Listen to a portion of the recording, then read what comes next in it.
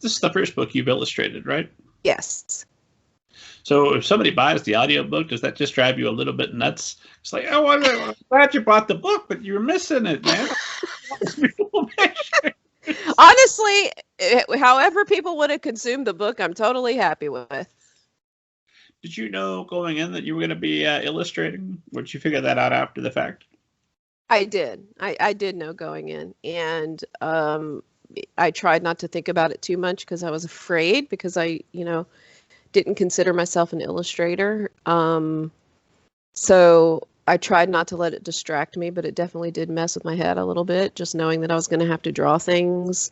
And one thing that I tried not to do, at first, I found myself writing the book in such a way where, there were times when I was like, oh, I can't write that because I can't draw that, because I'm not,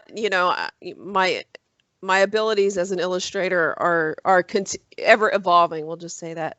But then, I realized, okay, the story is the most important thing, and I have to write the story as it's asked to be written, and I can't change things just to fit my skill or lack thereof as an illustrator. I'll just have to figure out how to illustrate the thing that I think I can't illustrate, and that's what I wound up doing. So was this like a throw down the gauntlet for yourself? I've talked about doing this and I want to do it, or somebody knew that you could illustrate and said, when are you going to do this? How did it come to be that you were going to be the illustrator?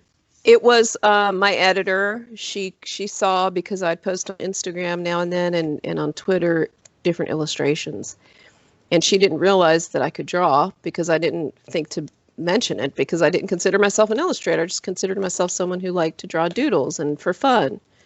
And when she saw that, she said, oh, you can draw. And I could see the question marks, floating over her head. And that's how it came to be. And she really believed that I could illustrate this book. And I believe her now that the book is done and out and has illustrations. But at the time, I thought, she doesn't know what she's talking about. But she cheerleaded me the whole way. And and thanks to her, it got done. But it was definitely not my original idea. And if you're comfortable sharing, what is your editor's name?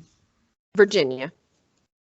And Virginia, if you're listening, you are welcome to come on the show anytime. Oh my gosh, we'd love to have you.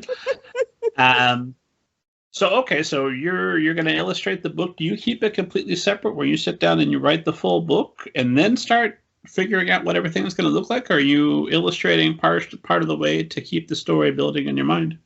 I actually wasn't sure what I was supposed to do, since I'd never done it before. But then I learned that I read the whole manuscript first, and then went through with Virginia, my editor, to figure out, okay, what would be good as illustrations.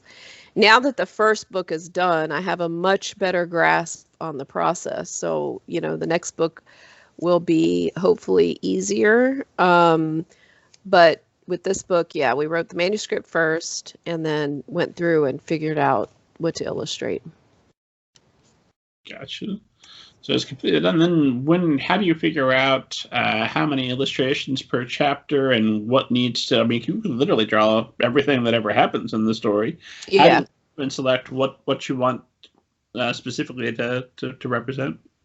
Good question. A lot of it was talking with my editor and the art director, Sylvie, and looking at it on the page, actually laid out on the page, and trying to figure out, okay, how many illustrations do we want?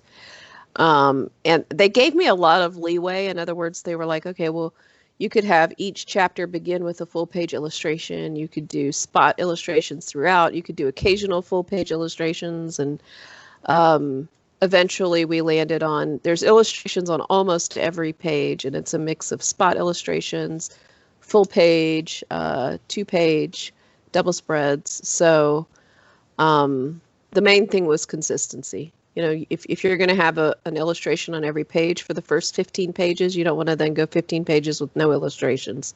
So we just made sure it was consistent, Gotcha. Do you go back and read your own books? I don't. No, I don't. Okay, I was curious if you didn't have if you have a problem or didn't have a problem, would it be made more intense by the fact that there are also illustrations staring back at you? That's true. Yes, I have with Marisol. I have definitely gone through and looked. I've flipped through the book many times just because I can't. I have to say I'm proud of myself that I illustrated them. So it's kind of like blows my mind that it's like, how did I do this? But no, I don't. I typically don't go back unless it's like, I'm reading an ARC, an advanced copy, and I need to like do some kind of proofing or something. But when the book is finished and it's out in hardcover, I don't go back and read them typically. So we're not going to find you with a copy of We Dream of Space going, yes, I did it. No. No, you won't see that.